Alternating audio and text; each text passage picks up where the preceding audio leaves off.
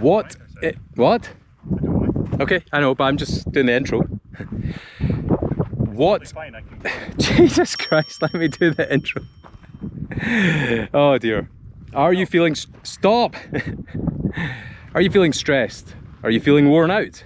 Well, today I'm going to tell you a really good way to try and forget about your worries, even if it's just temporary.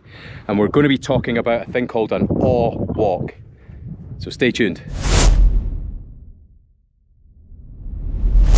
Hi everyone, Dr. Doodle Dad here. I'm doing another Munro hike with my friend Matt over there, who is setting up the coffee. We are climbing two Munros, which are hills in Scotland which are over 3,000 feet. So we're climbing up that ridge and we're going to go along and find another one on the other side, and then there's a lake that we're going to go and have a swim in. Yeah, I might expose you to that. We're going in, you ready? Woo! And then back down to the car. So I think 15, 16 miles all in, maybe 8 hours. So what is an awe walk? Well, an awe walk is kind of how it sounds. I heard about them not too long ago. I think it might have been Chip Connolly that was talking about them. I'll put a picture of him here. I think it was him. If it's not him, you can look it up. And an awe walk is where, if things are getting on top of you, there's a good phrase I once heard, which is when things seem really overwhelming, go outside and look up at the sky and everything seems smaller when you're out in the big world. And an awe walk is kind of like that. It's about going out into preferably nature, but you can do it anywhere. You could do an urban one. And you're just focusing on small details of things or the vastness around you.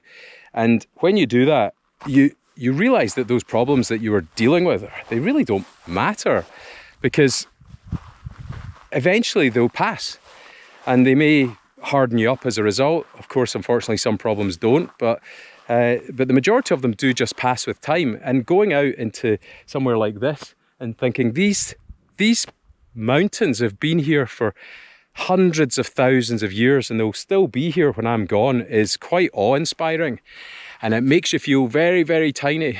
So that's what I'd say the sort of vastness aspect of it is. You know, looking around, I mean, have a look at this.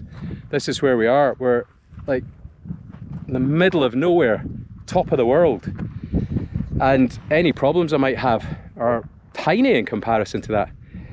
But the other thing I noticed when I was doing a walk like this recently with some other people is that if you look at the tiny detail, sometimes that gets you so focused that you're no longer paying attention to what the noise was in your head. And that's a little bit like mindfulness practice.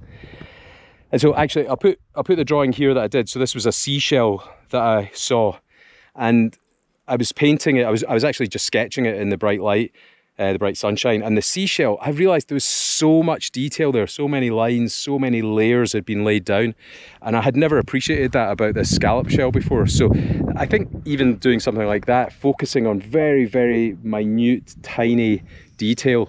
An easy way you could do that actually is if you get a macro function on your phone, or if you've got an old point and shoot camera, they usually have a macro focus option. Go really close into something like moss or stone or wood, take a tiny picture of it and actually really appreciate the detail. And when you start doing things like that, you really do forget about the thing that was bothering you before. Yes, it'll still be there when you get back, but in essence that's what an awe walk is. That's what I'm doing today, or at least I'm trying to absorb some of the vastness of this, and I'll maybe comment later on, or maybe I won't, I don't know, maybe I'll just end it there. I'll make some other videos on this walk. But thanks for listening, and I hope you have an awesome day, as opposed to an awful day. Awful day? Awe-filled. An awe-filled day, not an awful day. And I'll see you in the next video. Nice.